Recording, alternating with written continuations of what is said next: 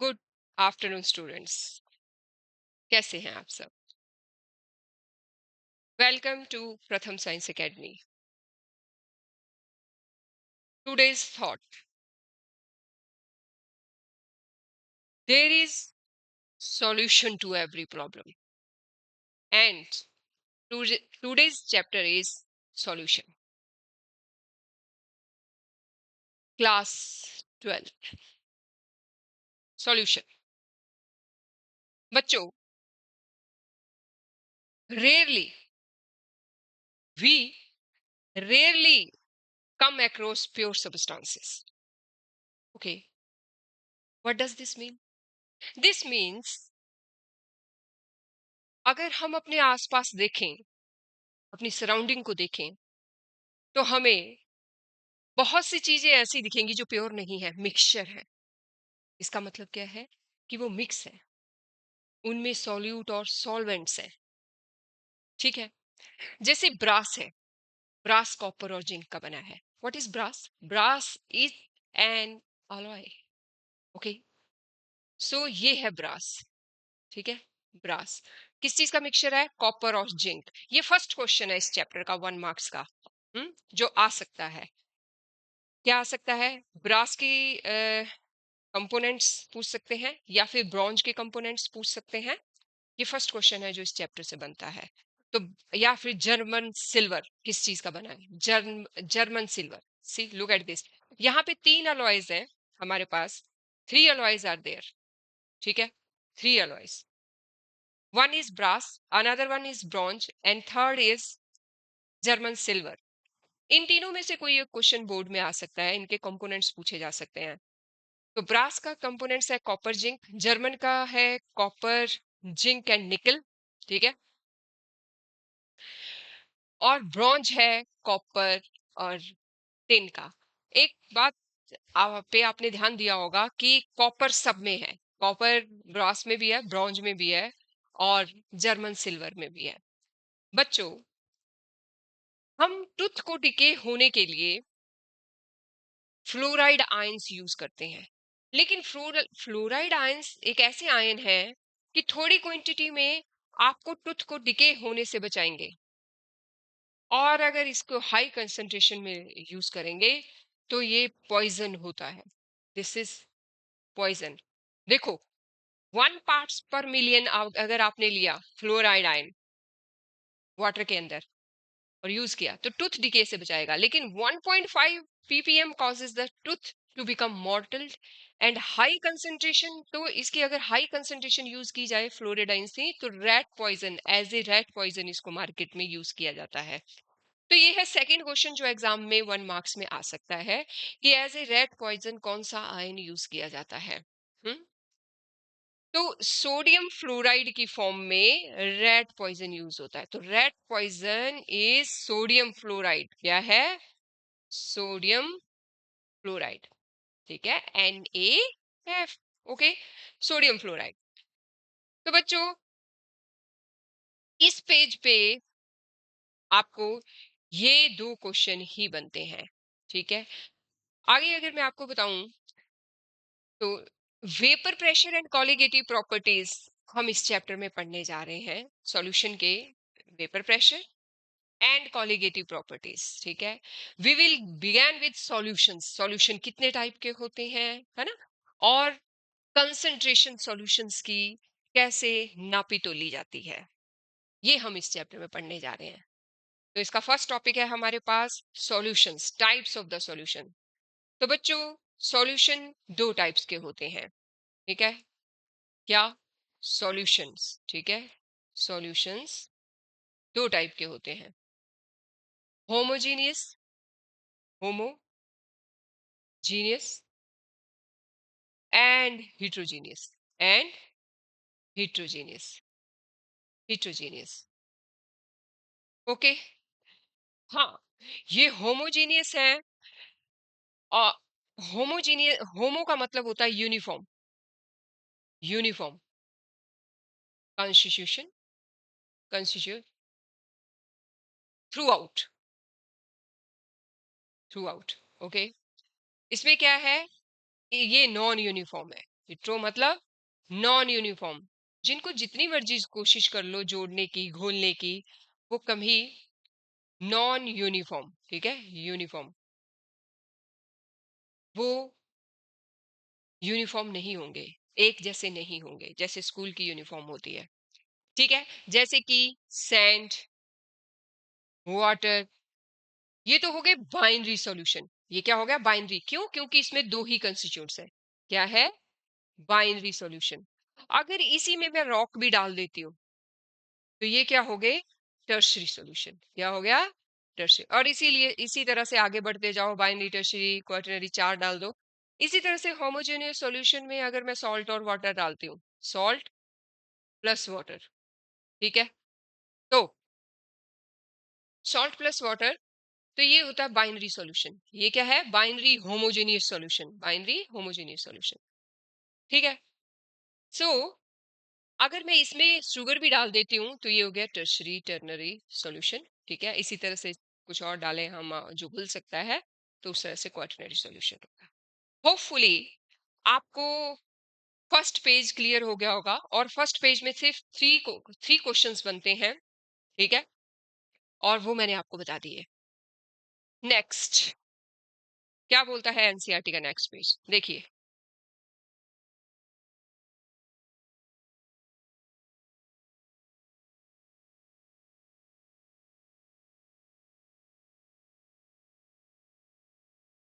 हम्म, तो next page पे NCERT ने सारे टाइप के सॉल्यूशन आपको शो किए हैं जो बन सकते हैं, ठीक है। लेट अस सी, लेट अस सी।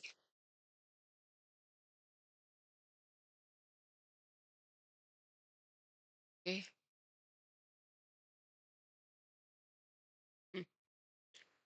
बच्चों, अगर आप देखेंगे तो इसमें 9 टाइप के सॉल्यूशंस हैं। कितने टाइप के सॉल्यूशंस हैं? 9 टाइप के सॉल्यूशन, ठीक है। हम्म, ये देखिए, ये इस गैसेस सॉल्यूशंस है 3, जिसमें एक एक चीज गैस जरूर होगी, और वो है सॉल्वेंट। क्या है? सॉल्वेंट। देखिए, सॉल्यूट और सॉल्वेंट से क्या बनता है? सॉल्यूशन बनता है। सॉल्यूट और सॉल्वेंट से क्या बनता है? सॉल्यूशन। सॉल्यूट और सॉल्वेंट। अब सॉल्यूट क्या होता है भाई? Solute, component of the solution, component of the solution which is which is in small amount, okay. And what is solvent? Solvent, यहां से definition start करो, and it is in large amount, it is in large amount, is it okay? Large amount। और इस तरह से solute और solvent दोनों मिलके क्या बना देते हैं? solution। तो बच्चों, अब ये solution में गैसेस टाइप के सॉल्यूशन 3 टाइप के होते हैं, जिसमें सॉल्वेंट गैस ही रहेगी, और सॉल्यूट एक बार गैस हो सकती है, लिक्विड हो सकता है गैस के साथ, सॉलिड हो सकता है। तो ये 3 सॉल्यूशन गैसीय सॉल्यूशन है। क्यों? क्योंकि इसमें सॉल्वेंट फेज जो है वो तीनों में गैस है। और इसी तरह से लिक्विड सॉल्यूशन में 3 लिक्विड के सॉल्यूशन हो सकते हैं। लिक्विड लिक्विड के अंदर गैस हो सकती है, लिक्विड के अंदर लिक्विड हो सकता है, और लिक्विड के अंदर सॉलिड हो सकता है। तो ये भी 3 टाइप के हैं। मैं इनके एग्जांपल्स आपको बाद में शो करती हूँ। और इसी तरह से अगर आप सॉलिड के देखोगे, तो सॉलिड में सॉलिड फेस जो होगी वो सॉल्वेंट की होगी, सॉल्वेंट लार्ज अमाउंट, ठीक है, और लार्ज अमाउंट, ठीक है। और इसमें भी गैस के साथ सॉलिड का, लिक्विड के साथ सॉलिड का, सॉलिड के साथ liquid का। देखते हैं इनके एग्जाम्पल क्या है। गैसेस में, गैसेस सॉल्यूशन में एयर, मिक्सचर ऑफ एयर या mixture of oxygen and nitrogen is an example. Chloroform, liquid gas के अंदर है, chloroform mixed with nitrogen gas, तो nitrogen is a gas and chlorophyll is a liquid, chloroform is a liquid, तो this is an example of gases solution. इसी तरह से solid in nitrogen, that is camphor in nitrogen. बच्चों ये आपको याद करना, ये 1 मार्क्स में कोई भी एक पढ़ सकता है। Liquid gas, oxygen dissolve in water, oxygen dissolve in water, ठीक है। और इसी तरह से लिक्विड लिक्विड में इथानोल डिजोल्व इन वाटर, ये आ सकता है, ethanol dissolve in water, liquid liquid solution. और इसी तरह से लिक्विड के अंदर आपने सॉलिड डाला, मतलब ग्लूकोज पानी में डाला, तो ये एग्जांपल्स है। सॉलिड के अंदर गैस डाली, मतलब solid is palladium, palladium is a metal, and hydrogen. Solid के अंदर लिक्विड डाला, मतलब mercury with sodium, amalgam of mercury, mercury is liquid and sodium is solid. Sodium is in large amount, palladium is in large amount here, and here gold is in large amount and copper is in small amount in solid, solid example, मतलब copper dissolved in gold। जो आप क्या बनाते हो, 22 carat का जो सोना बनाते हो कैरेट का, वो कहलाता है सॉलिड, सॉलिड, सॉलिड, सॉलिड। तो याद करें 22 कैरेट को, क्योंकि 24 कैरेट तो प्योर, कैरेट तो प्योर गोल्ड होता है, pure gold. Is it okay? तो बच्चों आपने यहाँ देखा कि कितने टाइप के सॉल्यूशंस होते हैं और उनके कौन कौन से एग्जाम्पल्स हैं, ठीक है। अब हम देखने जा रहे हैं कि इन सॉल्यूशंस की कंसंट्रेशन कैसे नापी तोली जाती है, कैसे पता लगाई जाती है, ठीक है। सॉल्यूशन की कंपोजिशन पता करने के लिए हमारे पास बहुत सारे फार्मूलाज हैं। Composition of solid can be describe by expressing it's concentration. Composition का पता उसकी कंसंट्रेशन से पता लग जाता है। अब कंसंट्रेशन, कंसंट्रेशन किसकी फॉर्म में निकाली जा सकती है, ठीक है, आइदर इन क्वालिटी और इन क्वांटिटी, दोनों फॉर्म में। For example qualitatively we can say that the solution is dilute, ठीक है। तो नेक्स्ट पेज में आपको समझाने की कोशिश करती हूँ। पेजेस, जैसे अगर क्वालिटी की फॉर्म में हमें सॉल्यूशन का पता लगाना है, क्वालिटी की फॉर्म में, तो क्या है, dilute and concentrated, dilute and concentrated.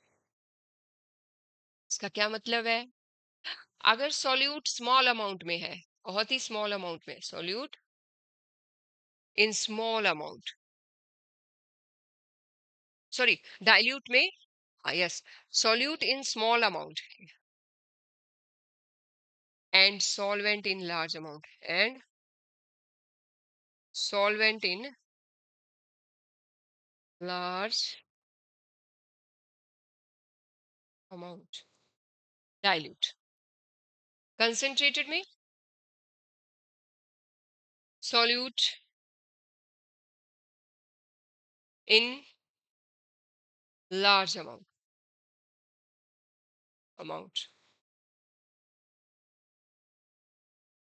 but not more than solvent, but not more than solvent, is it okay? So इस तरह से क्वालिटी के बेस पे हम डाइल्यूट, है ना, ठीक है, रिलेटिवली लार्ज, ठीक है।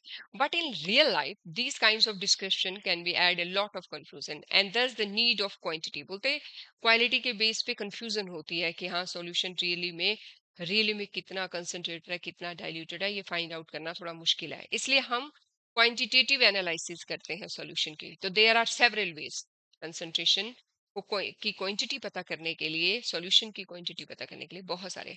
पहला है मास परसेंटेज।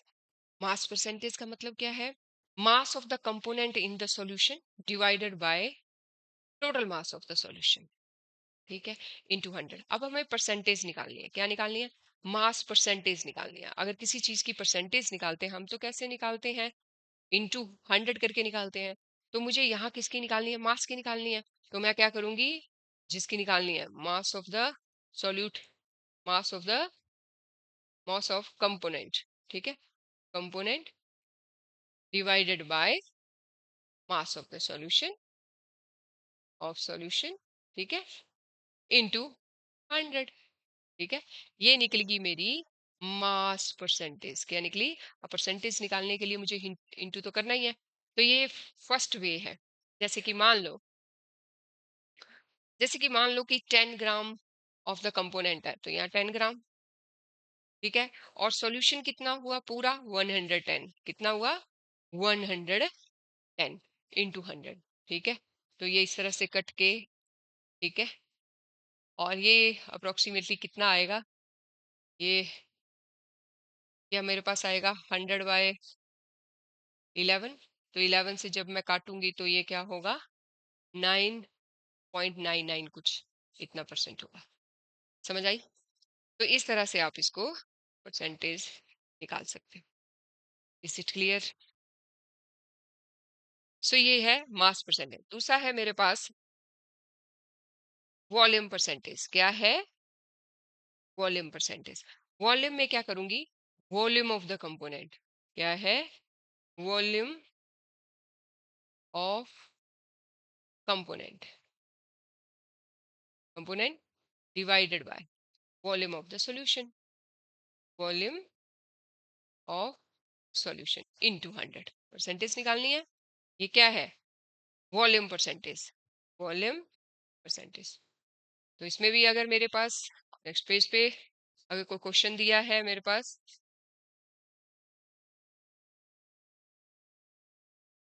क्वेश्चन दिया है, देखते हैं।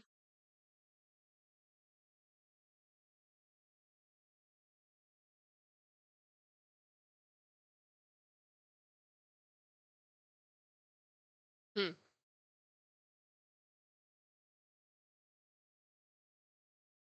ये यहाँ पे इन्होंने एक एग्जांपल दिया है 10% वाला, है ना?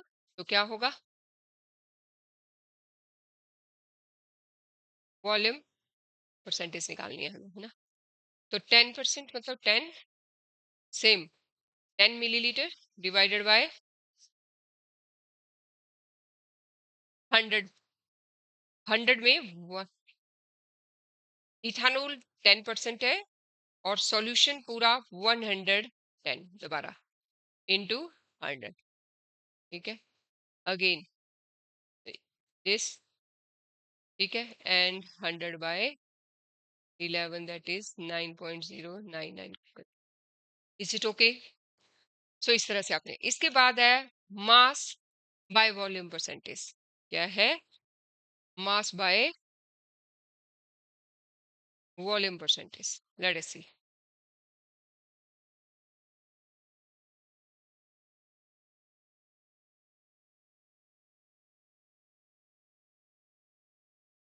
हम्म mass by volume percentage. Let us see. ये है mass by volume percentage. Another unit which is commonly used in medicine and pharmacies, mass by volume, it is mass of the solute. ऊपर mass लेना है। क्या है?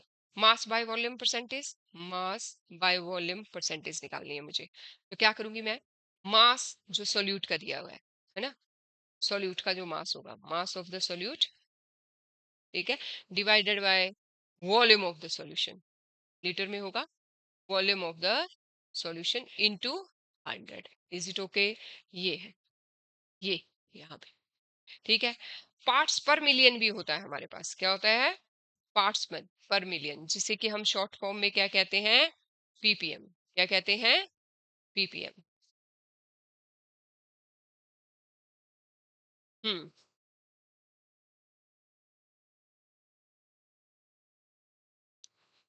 देखिए, ये है मेरे पास पार्ट। पार्ट में पर मिलियन कैसे निकालते हैं? Number of the parts of the components, number of parts of component. क्या है? Component, number of the parts of the component divided by total number of the parts of all the components। सारे components में से total number of the parts, total number of the parts out of all the components. Total number of the part out of all the components. Keep in mind, out of all the components. ठीक है, into 100 percentage निकालने हैं। तो नहीं, ppm है 10⁻⁶। क्या होगा? 10⁻⁶। ठीक है, 10⁻⁶, यहाँ पे 6 आएगा। ठीक है, सो ये है मेरे पास, ये क्या निकलेगा मेरे पास? ppm। क्या निकलेगा? ppm, that is parts per million. ठीक है, तो अभी तक हम लोगों ने mass by mass percentage, mass by volume percentage, ठीक है, और volume by volume percentage, parts per million, जो as the case of percentage.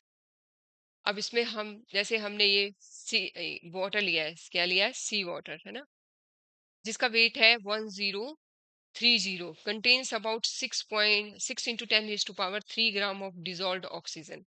Such small concentration is also expressed as 5.8 gram per 10⁻⁶ gram of the sea water. ये इस तरह से, ये सी water में किस चीज की कंस्टिट्यूशन है? डिसॉल्व्ड ऑक्सीजन की, जो पीपीएम की फॉर्म में इन्होंने शो किया। और इसकी यूनिट एक्सप्रेस की जाती है, the concentration of pollutants in water और एटमोस्फेयर भी इसी टर्म में एक्सप्रेस की जाती है। ये क्या है? माइक्रोन ग्राम मिली मिली पर लीटर, दैट इज पीपीएम।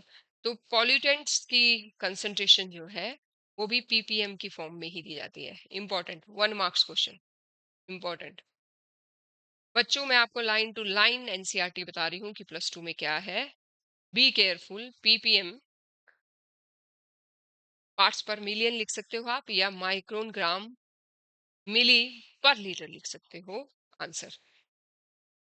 तो डिसॉल्व्ड ऑक्सीजन का पता करने के लिए सी वाटर में, पॉल्यूटेंट्स का पता करने के लिए वाटर में, एटमॉस्फेयर में, हम इस यूनिट का इस्तेमाल करते हैं। Is it okay? अब है मेरे पास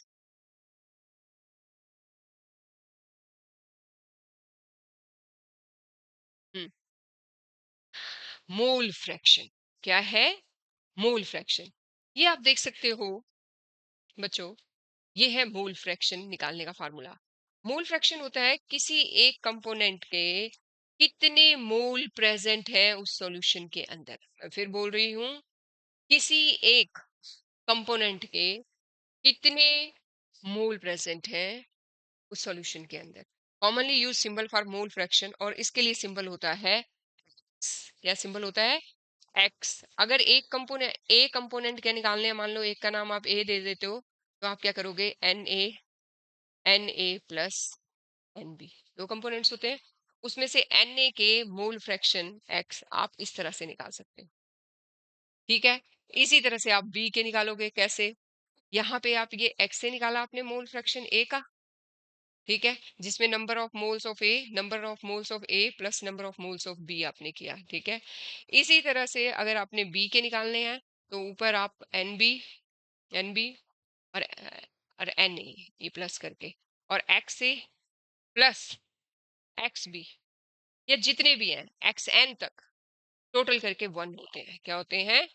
प्लस कर लो दूसरे कंपोनेंट के, तीसरे कंपोनेंट्स के, एन तक जितने भी है, और इक्वल टू 1, इक्वल टू 1 आएंगे। तो mole fraction unit is very useful in relating, है ना। तो हम इसको कैसे निकालेंगे? अगर ये निकालना है इसको,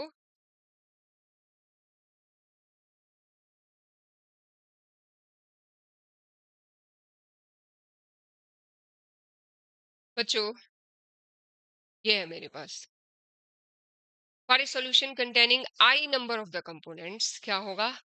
N I divided by sum of N आई।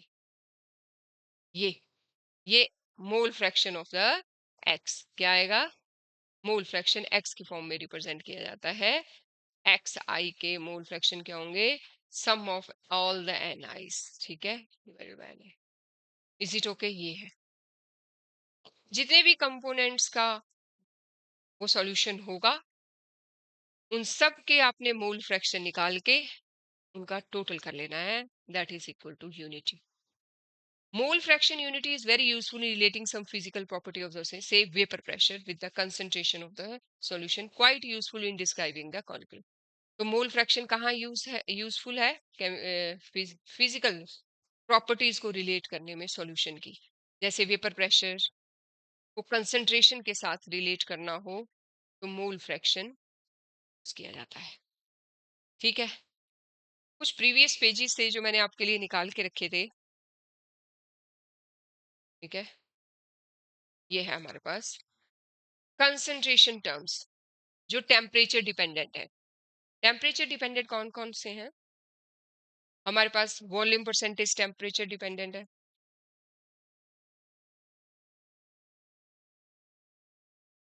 ठीक है, मोलैरिटी टेम्परेचर डिपेंडेंट है, नॉर्मेलिटी टेम्परेचर डिपेंडेंट है, ग्राम पर लीटर मतलब weight by volume temperature dependent है.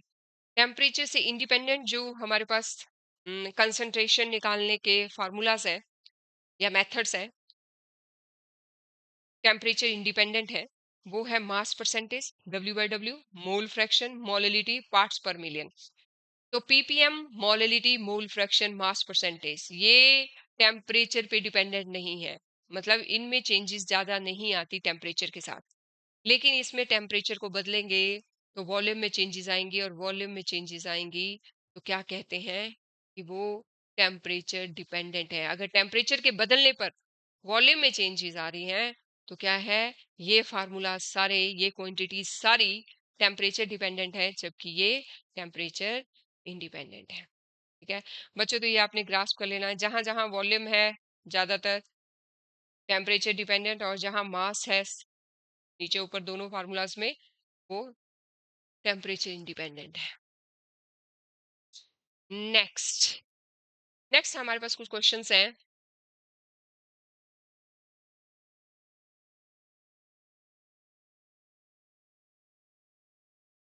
ये है एनसीईआरटी का नेक्स्ट पेज. बच्चों मैं आपको बताऊं कि ये मेरे बेटे का जब फर्स्ट यूनिट टेस्ट था तो फर्स्ट क्वेश्चन ये पढ़ा था फर्स्ट यूनिट टेस्ट में, ये वाला, ये क्वेश्चन. और इसमें ये फार्मूला नहीं दिया हुआ था पेपर में, ये फार्मूला, प्लीज इस फार्मूले को भी ग्रास्प करें. ग्लाइकोल का फार्मूला C2H6O2 होता है, ठीक है, इथाइलिन ग्लाइकोल का फार्मूला. ये इथाइलिन है, 2 कार्बन है तो ये इथाइलिन है, और C2H6O2 सॉल्यूशन में डाला गया है. कितने, in a solution containing 20% of C2H6O2. पूरे मोल फ्रैक्शन पता करो, मोल फ्रैक्शन किसके, इथाइलिन ग्लाइकोल के. ठीक है, इथाइलिन ग्लाइकोल के अगर आपने मोल फ्रैक्शन ये है एक्स ग्लाइकोल के, तो मोल्स तो क्या होगा, moles of glycol divided by moles of the glycol plus moles of water, क्योंकि सॉल्यूशन बनाया किसके साथ, वाटर के साथ, है ना, वाटर के साथ. तो कैसे निकलेंगे, सबसे पहले आप मोलर मास निकाल लीजिए इसका, आपको फार्मूला पता होगा तब तो ना आएगा आपको, तो फार्मूला प्लीज C2H6O2 ग्रास्प कर लीजिए, क्योंकि जब ये मेरे बेटे को क्वेश्चन आया था तो इसमें ये फार्मूला नहीं दिया हुआ था, कीप इन माइंड. ठीक है, सो ये C2H6O2 का आपने निकाल लिया तो आपका आया 62 ग्राम. मॉलिक्यूलर मास निकालना आता है ना, कार्बन का 12 होता है, 12 × 2, हाइड्रोजन का 1 होता है तो 1 × 6, ऑक्सीजन का 16 होता है, 16 × 2, हमारे पास 62 ग्राम पर मोल आ गया. मोलर मास निकाला है, यूनिट क्या होती है, ग्राम पर मोल. तो ये हमारे पास आ गए 62 ग्राम, और उसमें 62 ग्राम में हमारे पास मोल्स ऑफ, अगर हमें मोल निकालने हो तो क्या होता है, N = W/M, यही होता है. N is mole of the substance, W is the mass of the substance, and M is the molecular mass. molecular mass हम निकाल चुके हैं 62, और W कितना है 22 ग्राम, तो इससे N निकल जाएगा, है ना, किसका, ग्लाइकोल का. और ग्लाइकोल का N हमारे पास आता है 0.322. तो ये N हमारे पास आ चुका है 0.32. तो अब हम इसको इस फार्मूले में डाल सकते हैं, moles of the glycol, moles of the glycol, और वाटर का हमें पता है क्या होता है, 4.44. ठीक है, N is equal to WIM ही होगा, इसमें मोलिकुलर मास 18 होता है ना। और बाकी इसमें 20% को छोड़ करके बाकी कितना 80% क्या है, वाटर है। अगर आप निकालोगे तो ये कितना आएगा, 4.444। और ये हमारे पास आ गए क्या, मोल्स ऑफ द ग्लाइकोल। ठीक है, ये अब अगर आपको वाटर के निकालने हैं तो क्या होगा, वाटर के आप ये ले लीजिए, नंबर ऑफ मोल्स कितने हैं, 4.44, और उसी तरह से ये दोनों निकल गए। अब क्या करोगे आप, टोटल मोल फ्रैक्शन के लिए दोनों का टोटल कितना होता है, एक्स ग्लाइकोल, इस तरह से plus X of water is equal to 1 होता है। लेकिन यहाँ मुझे किसका निकालना है, मोल फ्रैक्शन ऑफ वाटर निकालना है। किसका निकालना, वाटर। तो मैंने एक्स ऑफ वाटर रख लिया, और उधर क्या हो गया, 1 माइनस एक्स ग्लाइकोल। ठीक है, ग्लाइकोल निकल जाएगा इस तरह से मेरा। ठीक है, तो ये है मोल फ्रैक्शन निकालने का फार्मूला। ठीक है, एक सम। मैं आपको फिर कह रही हूँ बच्चों कि ये क्वेश्चन आ जाता है, एनसीईआरटी का डायरेक्ट क्वेश्चन आ जाता है। इसके बाद है मोलैरिटी। मोलैरिटी का फार्मूला क्या होता है, मोलैरिटी अभी आपने देखा कि मोलैरिटी डिपेंडेंट है टेम्परेचर के ऊपर। अगर आपसे कोई पूछे कि मोलैरिटी ज्यादा बेटर है कंसंट्रेशन पता करने के लिए या मोलैलिटी, तो मोलैलिटी इज मोर बेटर, क्योंकि वो टेम्परेचर के साथ नहीं चेंज होती है। ये क्वेश्चन भी ज्यादातर एग्जाम में आता हुआ दिखा है। ठीक है, तो molarity, molarity is denoted by capital M. Capital M के क्या बताता है हमें, molarity of that solution. Molarity, अब मोलैरिटी कैसे पता लगाते हैं, moles of the solute divided by volume of the solution in litre. ध्यान दीजिएगा, in litre, moles of the solute divided by volume of the solution in litre. ठीक है, let us calculate. एक क्वेश्चन हम उठाते हैं मोलैरिटी का, जो कि एनसीईआरटी में पड़ा हुआ है, सॉल्व्ड है। देखिए, इसमें मैंने क्या लिया, मास ले लिया, किस चीज का, सोडियम हाइड्रोक्साइड। सॉल्यूट है ये, सॉल्यूट। तो मेरे पास ये क्या है, मास है, मास। मुझे मोल निकालना है। ठीक है, अब अगर मुझे नेक्स्ट पेज में, अगर मुझे N is equal to W/M मेरा फार्मूला है, और NaOH 23, OH 16O, और H है ना, H का कितना होता है 1, ये निकल जाएगा M, मोलिकुलर मास। तो मोलिकुलर मास कितना आया हमारे पास, 17 प्लस 23, 40 ग्राम आ गया। ठीक है, ये क्या आ गया, मोलिकुलर मास। और W कितना दिया हुआ है मुझे, W कितना दिया है, दैट इज वेट ऑफ ये 5 ग्राम।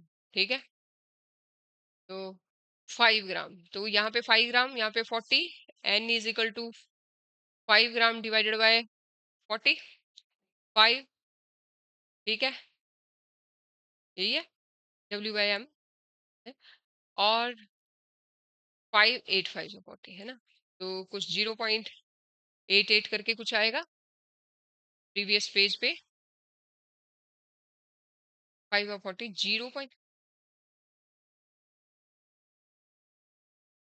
0.125 करके आएगा, क्योंकि पहले हमें इसको 5 को अंदर डालना है, सॉरी 5 को।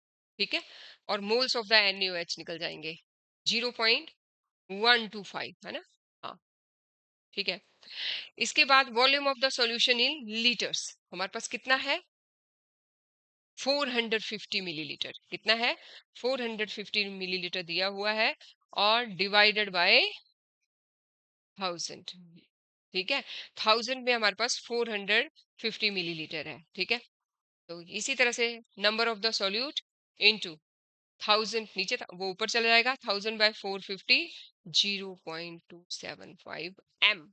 एम क्या होता है, मोलैरिटी, निकल गया। ठीक है, तो या फिर इस यूनिट को हम एम की फॉर्म में दे सकते हैं, या मोल्स पर लीटर की फॉर्म में, या मोल पर डेकामीटर क्यूब की फॉर्म में। ये तीनों यूनिट्स किसकी है, मोलैरिटी की है, एम, मोल पर लीटर। नेक्स्ट, तो जितनी भी अभी तक हमने किया बच्चों, हम क्या कर रहे हैं, कंसंट्रेशन कंसंट्रेशन सॉल्यूशन की पता करने के मेथड्स हैं ये, ठीक है। अब है मेरे पास मोलैलिटी। मोलैरिटी वॉल्यूम पे ऊपर डिपेंडेंट थी, लेकिन मोलैलिटी मास के ऊपर डिपेंडेंट है। तो आप कैसे निकालोगे मोलैलिटी? और ये स्मॉल एम से डिनोट की जाती है। किससे डिनोट की जाती है? स्मॉल एम से। लुक एट दिस, ये है स्मॉल एम और ये है मोलैलिटी। और मोल, जिस तरह से उधर moles of the solute divided by volume of the solution था इन लीटर, यहाँ पे moles of the solute divided by mass of the solvent in KG, mass of the solvent. ये क्वेश्चन दिया है एनसीईआरटी ने यहाँ, ठीक है, कि मोलैलिटी पता करो 2.5 ग्राम ऑफ द इथर। तो 2.5 ग्राम क्या है हमारे पास? मास है इसका, इथानोइक एसिड का। अब इथानोइक एसिड का हम मोलिक्यूलर मास निकालेंगे तो 60 आ जाएगा। तो एन नंबर ऑफ मोल्स निकाल लो इथानोइक एसिड के, N is equal to W by M. W कितना है मेरे पास? 2.5 और मोलिकुलर मास 60, और इससे आया 0.047। और इस तरह से मेरे पास ये निकल गए नंबर ऑफ मोल्स, है ना, तो ऑफ द सोल्यूट। तो बस क्या है, मेरे पास मास दिया हुआ 75 ग्राम दिया है, तो 75 2000 1000 ऊपर चला जाएगा, उसी तरह से 75 नीचे, और ये 0। इस तरह से आप बच्चों ये जो क्वेश्चन नीचे दिए हैं ये आप सॉल्व कर सकते हो। एनसीईआरटी का हमारे पास नेक्स्ट टॉपिक है सॉल्यूशन चैप्टर का, सॉल्यूशन चैप्टर का सॉल्युबिलिटी। क्या है? सॉल्युबिलिटी। लेट अस सी सॉल्युबिलिटी क्या होती है, कि कितना सॉल्यूट घुल सकता है सॉल्वेंट के अंदर एक स्पेसिफाइड टेम्परेचर पे, ठीक है।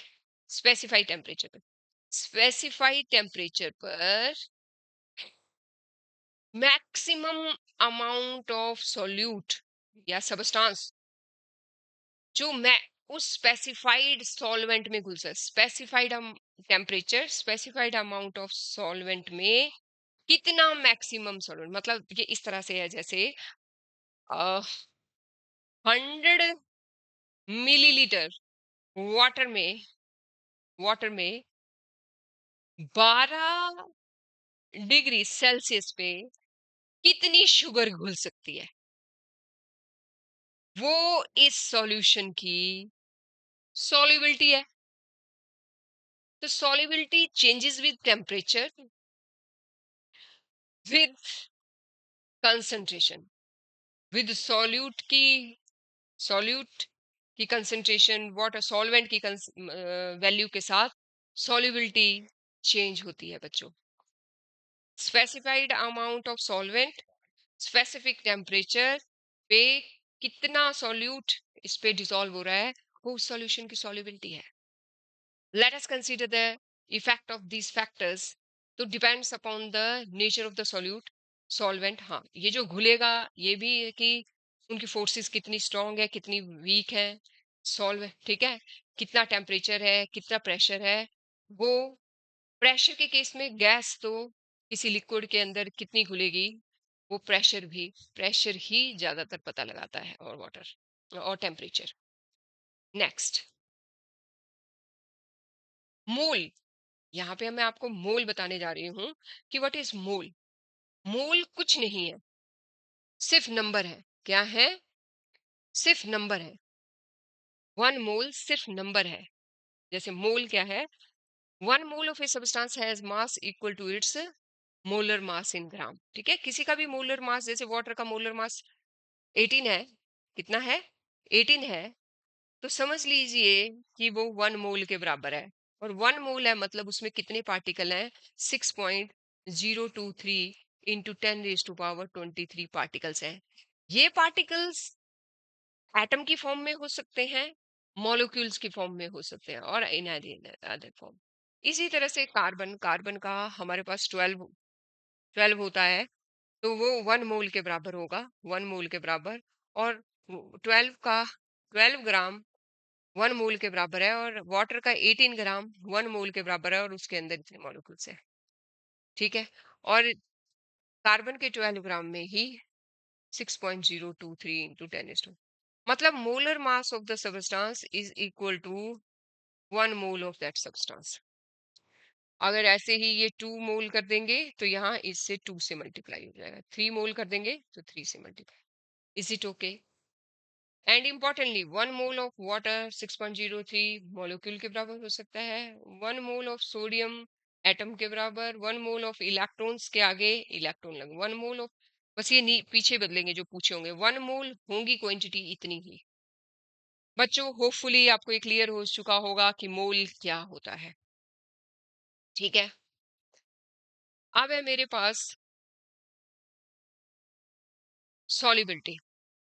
सॉल्युबिलिटी के बारे में बहुत कुछ है, लेकिन अभी हम देख रहे हैं solubility of A solid in a liquid. हमें सॉलिड लिक्विड में डिसॉल्व करना है, मतलब हम नमक को डिसॉल्व कर सकते हैं इस केस में, हम चीनी को डिसॉल्व कर सकते हैं, हम ग्लूकोज को डिसॉल्व, मतलब सॉल्वेंट इसमें क्या है, सॉल्वेंट इसमें हमारे पास सॉलिड है, सॉल्वेंट। ठीक है, सॉलिड है। तो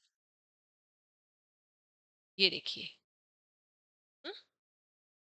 सॉलिड क्या है, सॉल्यूट है यहाँ पर।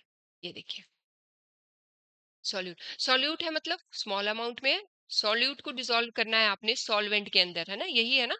सॉलिड को लिक्विड के अंदर डिसॉल्व करें, लिक्विड क्या है, सॉल्वेंट। सॉल्वेंट क्या है, लिक्विड, और सॉल्यूट क्या है, सॉलिड। ठीक है, इस केस में आपको जो बात याद रखनी है वो ये है कि like dissolves like, polar dissolves polar, non polar dissolves non polar. ये मैं आपको यहाँ पे प्रूव करने की करूंगी अभी। Every solid does not dissolve in A given liquid.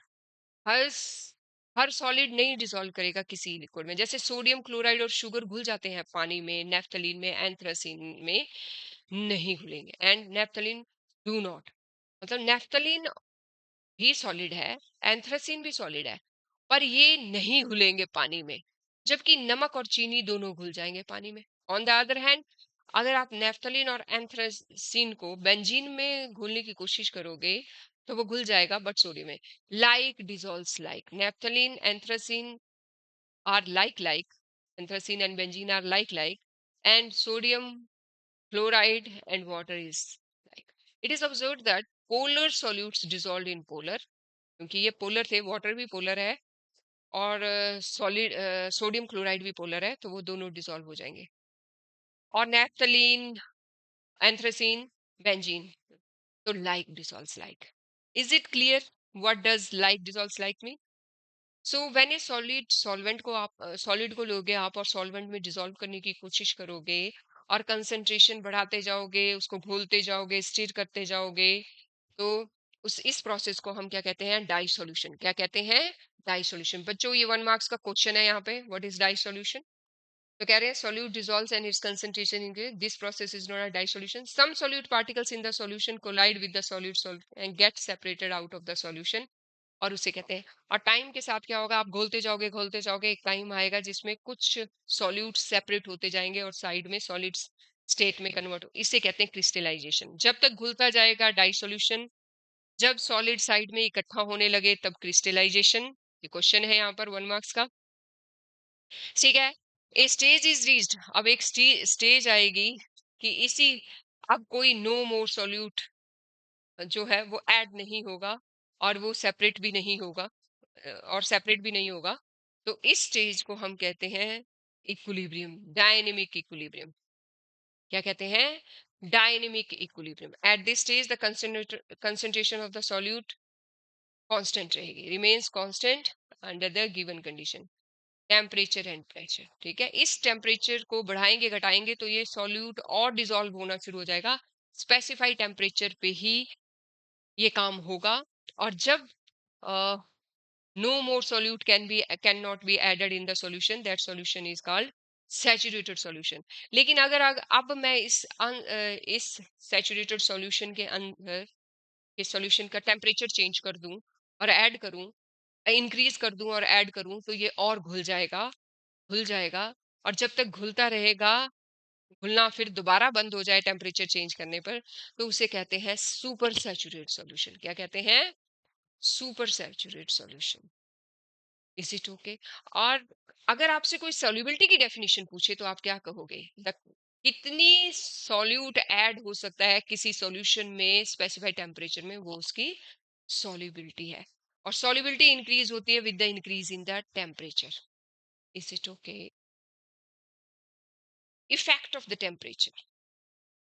The solubility of a solid in a liquid is significantly affected by the temperature change, है ना? जैसे जैसे टेम्परेचर बढ़ता जाएगा, वैसे वैसे सॉल्युबिलिटी बढ़ती जाएगी। और मैक्सिमम जितना ये सॉल्युबल कर सकता है टेम्परेचर बढ़ाने पे, उस टाइम जो सॉल्यूशन फॉर्म होगा उसे कहते हैं super saturated solution. Is it okay? इसी तरह से effect of the pressure. Pressure does not have any significant effect in solid in liquid, है ना? सॉलिड इन लिक्विड सॉल्यूशन में इसका सिग्निफिकेंट इफेक्ट होगा गैसेस में। गैसेस के केस में इसका सिग्निफिकेंट होता है, क्योंकि सॉलिड और लिक्विड दोनों ही इनकम्प्रेसिबल है। तो प्रेशर के वजह से इस सॉल्यूशन पे कोई इफेक्ट नहीं पड़ेगा। Solubility of gas in a liquid. बहुत सारी गैसेस को प्रेशर इंक्रीज करके हम लिक्विड में डिसॉल्व कर सकते हैं। जैसे कि कोका कोला तैयार होते हैं, जैसे कि पेप्सी तैयार होती है, ठीक है? जैसे कि सिलिंडर्स जो ट्रैकिंग के लिए यूज होते हैं, जो वाटर में अंदर जाने के लिए यूज होते हैं, वो कंप्रेस्ड गैसेस साथ में ले जाते हैं, जो उनको ब्रीथिंग में मदद करती है। क्योंकि गैसेस अंडर प्रेशर लिक्विड में डिसॉल्व हो जाती है। नेक्स्ट। और इसके लिए हमारे पास एक लॉ है, ठीक है? सो बच्चों, हम्म, अब हम एनसीईआरटी के नेक्स्ट पेज पे। और एनसीईआरटी का नेक्स्ट पेज हमें बताता है कि किस तरह से कौन कौन सी चीजें रिस्पॉन्सिबल हैं गैस को लिक्विड के अंदर डिसॉल्व होने के लिए। और हेनरी लॉ बोलता है, the solubility of the gas, the solubility of the gas in a liquid is directly proportional to the partial pressure of the gas present above the surface of the liquid or a solution। कुछ भी नहीं, ये solution है, ये solvent है, sorry, ये solvent है। और इस सॉल्वेंट के अंदर जो हम गैस ऊपर से डाल रहे हैं, उस गैस का आ, उसके उस गैस को अंदर डालने कितना प्रेशर अप्लाई कर रहे हैं, और कितना प्रेशर वो सहन कर सकती है अंदर जाने के लिए, उस प्रेशर पे डिपेंडेंट है कि वो कितनी इस लिक्विड के अंदर जा सकती है, उसके कितने पार्टिकल्स इसके अंदर जा सकते हैं। ठीक है? वो प्रेशर ही डिसाइड करेगा, उस गैस का प्रेशर ही, जो आपने घोलनी है लिक्विड के अंदर, लिक्विड के अंदर सॉल्यूशन बनाना है जिसका, जिस गैस का, उसका प्रेशर, उसका प्रेशर के साथ बस उसके घुलने का रिश्ता है, उसका सीधा रिश्ता है। तो the solubility of the gas depend upon the partial pressure of the gas, partial pressure of the gas present above the surface of the liquid। अगर प्रेशर कम है तो देखो गैस के पार्टिकल्स अंदर कम गए हैं, और अगर प्रेशर बढ़ा दिया, आपने पिस्टन बढ़ा दिया है, तो नंबर ऑफ द पार्टिकल्स अंदर और ज्यादा बढ़ गए हैं पर यूनिट वॉल्यूम, है ना? सो ये है लॉ, हेनरी लॉ, ठीक है? तो और number of the particles per unit volume बताएंगे कि, और वो स्ट्राइक कर रहे हैं जो सरफेस के ऊपर, वही एंटर होंगे सॉल्यूशन, सॉल्वेंट के अंदर, ठीक है? तो इसको हम मैथमेटिकली डिनोट करते हैं, partial pressure of the gas is directly proportional to Henry's constant into mole fraction of the gas, mole fraction of the gas। ये नया Henry's law है। The partial pressure of the gas in the vapor phase is proportional to the mole fraction of the gas। तो ये है हमारे पास Henry's law, जो इस तरह से डायरेक्टली प्रोपोर्शनल है, ठीक है? ये है हमारे पास mole fraction of HCl in its solution in cyclohexane, ठीक है? ये हमारे पास साइक्लोहेक्सेन, और इसके अंदर हमारे पास ये HCl डिसॉल्व किया है, और सीधा रिश्ता है प्रेशर के साथ फ्रैक्शन का। ठीक है?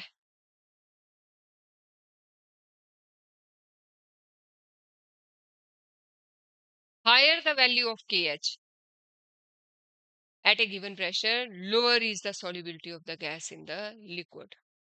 कांस्टेंट की वैल्यू जितनी ज्यादा होगी किसी स्पेसिफिक प्रेशर पे गैस की, उसकी सॉल्युबिलिटी उतनी ही कम होगी उस लिक्विड के अंदर। तो हम KH की वैल्यू से उस गैस की सॉल्युबिलिटी पता लगा सकते हैं, किसी भी गैस की सॉल्युबिलिटी। मान लो हमारे पास 10 गैसेस हैं और 10 की KH वैल्यू दी है, तो उसकी सॉल्युबिलिटी हम कैसे पता लगा सकते हैं कि KH की वैल्यू कम हुई तो वो कम सॉल्युबल है, और ज्यादा हुई तो वो ज्यादा सॉल्युबल है। ठीक है, ये है हेनरी से P is equal to K into H। ठीक है, ये सो द एप्लीकेशंस कहाँ कहाँ है इसकी? बिवरेजेस में है ना, कार्बोनेटेड ड्रिंक्स में है ना, it helps in scuba diving में है, ब्रीथिंग के लिए प्रेशर डाल के हम क्या दे रहे हैं, diluted when air is diluted with helium gas. Question 1 number में आ जाता है कि स्कूबा डाइविंग के लिए जो जाते हैं वो कौन सी गैस गैस सिलेंडर में भर करके ले जाते हैं, तो एयर के साथ वो डाइल्यूटेड हीलियम ऐड करते हैं उसमें, विद द विद प्रेशर उसमें ऐड करते हैं। ठीक है, और सॉफ्ट ड्रिंक्स बनते हैं इसके। ठीक है, CO2 ऐड करते हैं in areas where the partial pressure of O2 is lower, the dissolution of O2 during respiration helps। ठीक है, तो जहाँ पे पार्शियल प्रेशर जिन एरियाज में कम होता है, ठीक है, तो उस केस में भी O2 के सिलेंडर जो है वो यूज होते हैं ऑक्सीजन के ब्रीथिंग के लिए। तो ये है application of the solubility of the gases, या फिर Henry's law.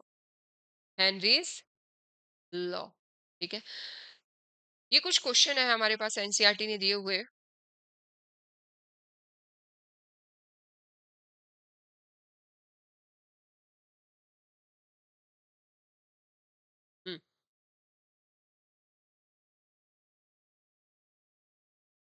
Nitrogen gas bubble through water. तो वाटर क्या है? लिक्विड। ठीक है, और नाइट्रोजन है गैस। ठीक है, तो यहाँ पे हमारे पास नाइट्रो गैस गैस को 293 केल्विन टेम्परेचर पे बबल कराया गया है वाटर में। How many millilitre of the N2 gas would dissolve in 1 litre of the water? तो कितना वाटर लिया है? 1 litre. Specified amount of the temperature ले, सॉरी, मुझे सॉल्वेंट लेना है स्पेसिफाइड, और वो है 1 लीटर। ठीक है, उसमें मुझे 293 केल्विन टेम्परेचर पे, इतने टेम्परेचर पे मुझे इस गैस को बबल करना है इसके। Assume that N2 exerts a partial pressure of, और पार्शियल प्रेशर आ गया मुझे। फार्मूला क्या है मेरे पास? P is equal to K into, sorry, KH into X, यही है मेरा फार्मूला। ठीक है, और मेरे पास इन्होंने मुझे पार्शियल प्रेशर दे दिया है। कितना दिया है? 0.987 इन्होंने मुझे दे दिया। और मुझे इन्होंने KH की वैल्यू भी दे दी है, तो इससे मैं क्या निकाल सकती हूँ? X निकल जाएगा। KH की वैल्यू क्या है? 76.480। ठीक है, तो इस तरह से ये है P और ये है KH, और मेरा ये X आ जाएगा X, ये आ गया मेरा X। ठीक है, मुझे पता क्या करना है। Given the Henry law constant for N2 at 293 kelvin is this, मुझे पता क्या करना है। Assume that N2 is the partial pressure, given how many millimoles of N2 would dissolve, N2 के कितने मिलीमोल्स डिसॉल्व होंगे, है ना। तो नाइट्रोजन के मुझे X निकालना है, और उसके लिए मुझे नंबर ऑफ मोल्स पता होने चाहिए। मुझे वाटर का मोल तो पता है 55 पॉइंट, ठीक है, 55.5 मोल, है ना। ये कैसे निकालते हैं? वाटर का होता है N is equal to W by M, है ना। ठीक है, तो W मुझे कितना दिया है? इसको आप 1 लीटर को, ये अप्रोक्सीमेटली 9 पॉइंट कुछ ग्राम होता है ना, तो वो W की जगह 9, हाँ, 50 ग्राम के करीब होता है। और मोलिकुलर मास 18, जब आप इसको डिवाइड करोगे तो आपका आएगा 55.5, ये आपने डाल दिया। ठीक है, और मुझे ये X का जो मोल है वो कितना है मेरे पास? निकल गया है मेरे पास नाइट्रोजन का मोल 1.29, ठीक है, 1.9। तो मेरे पास ये जो n है, नंबर ऑफ मोल कितना आएगा, इन दोनों को मल्टीप्लाई करो और ये आंसर आ गया n। That's all. n ही निकालना था मुझे। How many millimoles of the nitrogen gas are dissolved, है ना, number of moles, millimoles, ये आ गए millimoles. Is it okay? ये था मेरा एनसीईआरटी का नेक्स्ट क्वेश्चन, ठीक है। अब है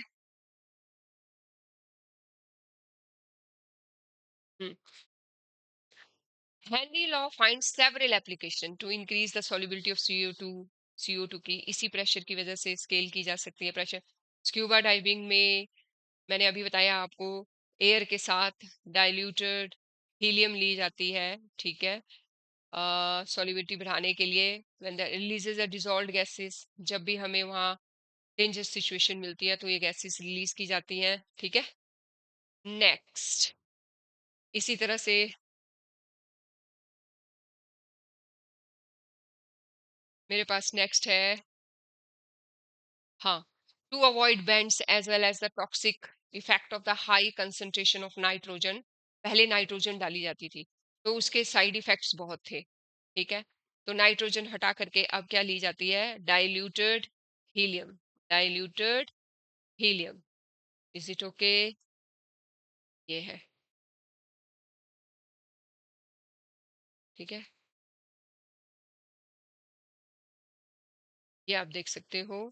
टू अवॉइड बेंड्स, तो बेंड्स पड़ जाते थे, ठीक है, तो वो अवॉइड करने के लिए नाइट्रोजन से, जब नाइट्रोजन एयर में डाली जाती थी, स्क्यूबा डाइवर्स लेके जाते थे, तो हाई कंसंट्रेशन टॉक्सिक हो जाती थी उसकी, है ना। तो हीलियम कितनी, 1.7, बेटा बच्चों ये याद करना है आपने। अब 1.7% हीलियम, 56.2% नाइट्रोजन और 32.1% ऑक्सीजन जो है स्कूबा डाइवर्स अपने साथ ले जाते हैं। Important 1 marks question, important. At high altitudes, the partial pressure of the oxygen is less than that of a ground level. High altitudes में ना, और जब कम होता है तो वहां पे हमें क्या हो जाता है, एनोक्सिया। इस कंडीशन से बचने के लिए दिस लेड टू, मतलब लो होने की वजह से कंसंट्रेशन ऑक्सीजन की लो होती है, ब्लड में हो जाती है, टिश्यूज में, हाई एल्टीट्यूड्स में। तो हमें क्या चाहिए, low blood oxygen climbers to become weak and unable to think clearly, और इसे कहते हैं हम अनोक्सिया। बोलते जब हमें ऑक्सीजन पूरी तरह से नहीं मिलती है तो हम वीक हो जाते हैं, सोचने समझने की शक्ति हमसे खो जाती है, क्लाइंबर्स से। तो हाई अल्टीट्यूड्स में ऑक्सीजन सिलेंडर्स लेके जा सकते हैं जिन्हें ये कमी महसूस होती है। इसके बाद है इफेक्ट ऑफ टेम्परेचर। गैसेस जितनी हम, बच्चों, सॉल्युबिलिटी ऑफ गैस, जितना टेम्परेचर बढ़ेगा सॉल्युबिलिटी कम होती है। ठंडे पानी में ऑक्सीजन ज्यादा डिसॉल्व होती है, तभी वहां पे एक्वाटिक लाइफ अच्छी होती है, ठंडे पानी में, ठीक है। तो the gas molecules are present in liquid phase process of dissociation can consider, ठीक है। तो जहां जितना ठंडा होगा तो उतनी ही ज्यादा गैसेस अच्छे से डिसॉल्व होती हैं, ठीक है।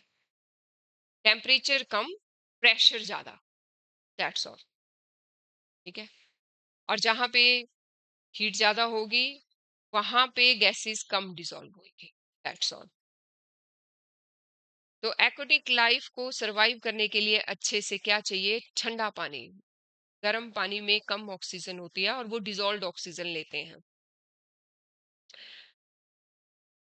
That's all for today. Next part of this chapter will be in the next part of my video. So बच्चों,